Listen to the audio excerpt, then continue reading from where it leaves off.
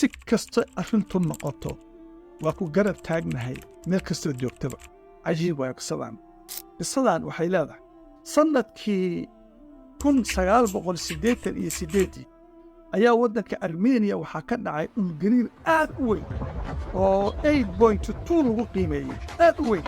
dhulgariirkaas 4 daqiiqo buu socday 30,000 oo qof baa dhimatay oo baaba'day 30,000 oo qof 4 daqiiqo gudahood baa dhimatay marka la fiiriyo Armenia News Agency yaa waxay qoreen qisaska waxyaabihii cajaa'ibta ahaa oo dhacay iyo waxyaabihii caqliga bini'aadamka aan geli karin oo laga dhex arkay dhulgariirkaas waxaa ka mid ahaa nin Armenian ah oo cunugiisa iskuulka jiro ayaa dhulgariirkii baa dhacay dhulgariirkii markuu dhacay buu gurigii ku orday si wuxuu tagay xaaskiisii oon bad qabta dhibaata kuma dhiban markuu hubsaday gurigii inuu fiican yahay buu iskuulkii haddana ku orday bal cunugii iskuulka jiray xaaladiisa fiiri iskuulkii oo wuxuu yimid khaawiyatun calaa curuushiha isaga dhan isku dhex yaacsan oo duma dhulka galay baaba'ay wuu fadhiistay wuu ooyey wiilkiisii meel ku sheeg meel uu jooga ma yaqaano wiilkii waa dhintay waa baaba'ay iskuulkii dhanba waa dekan wuu baaba'ay iskuulkii dhagaxaan ubaa isdul saaran dhinac u orday su dhinac kalu ka laaftay su wuxuu qiimeeyey meesha cunugiisu uu galaaskiisu ku aadanaa meel hoose bay ahayd meeshii buu istaagay markaasuu wuxuu bilaabay dhagaxaantii inuu guro dhagaxaantii waa weyneed inuu guro waalidiin ayana argagaxay oo carruurtoodii ay meesha ku baaba'een baa u yimid intay gacmaha qabteen bay waxay dhaheen iskuulkii masraan baa wixii ku jiray oo dhan iskuulkan waa dhinteene sabir allah naga siiya naga keen wuxuu war caawiya oo ila qoda waxay dhaheen waxba kulama qodayne iskuulkan waa baaba'ay iskaga tag way dhinteen carruurtii haddana waxaa yimid dabdamiskii wuxuu nin oo askari ah u yimid dabdamis wuxuu ku yidhi caawi sii kuma caawinaye wixii meesha ku jiray waa dhinteene iskaga tag meesha wariga tag buu yidhi 8 saac buu qodayey 12 saacadood buu qodayey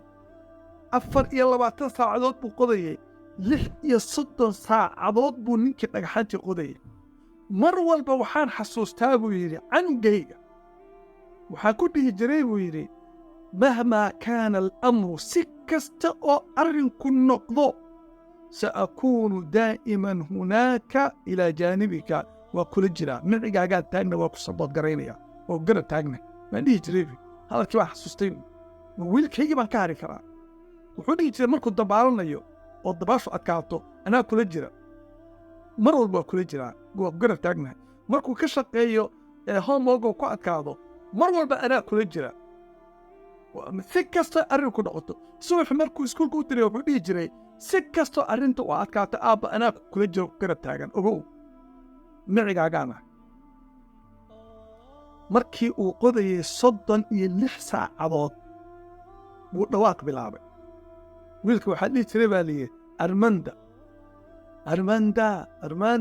armanda wiilkiibuu yaa wuxuu ka dhawaaqay godka hoostiisa suu yidhi aabbo waa halkaanaan ku jiraa waan ogaa inaadan iga haraynin sababtoo ah waxaad mar walba i dhihi jirtay si kastoo arrintu noqotoba micigaagaan taagnahay oo waan kula jiraa waan yaqiinsanaa waana hubay inaadan iga haraynin subxaan allah canugaas kalsoonida waalidka uu ku qaba fiiri maxaa saameeyey waxaa saameeyey kelimadii uu dhihi jiray waalidkii si kasta oo arrinkaagu noqotoba anaa kula jira subxaan allah markaasuu yidhi soo bax aabbo dhagixii buu gurayaa soo bax aabbo ninkii farxad xamaasaa gashay 30 iyo intaasoo saacadood 6 saacadood buu qodayey nashaad baa sii galay xamaasad dhagixii gobgab wiilkaa wuxuu yidhi aabbo aniga waan hubaa inaadan iga tegaynin ood ila jirtid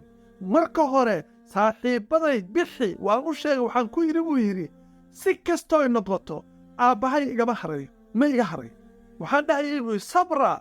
ilaan godkii baa intuu ku dubay carruurta dhagax baa dusha ka fuulay laakiin dhagax baa isqabsan way nool yihiin galaaskii waxaan ku yidhi buu yidhi aabbahay baan aqaanaa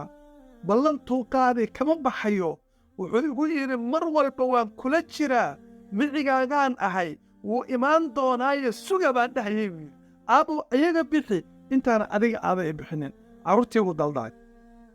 carruurtii markuu soo dareeriyey buu canugiina soo baxay isagoo dhahaya aabba waan ogaa inaadan iga daahaynin subxaan allah mar walba waalidka cunugaad dhashay waxaad niyada u gelisaa inaad mar walba aad garab taagan tahay oo aadan ka haraynin hadduu kaa maqan yahay iyo hadduu kaa qarsoomo iyo hadduu kaa fog yahayba inaad micigiisa tahay xasuusnow waalidkaana saasoo kale ayuu micigaaga u ahaa asalaamu calaykum waraxmatullah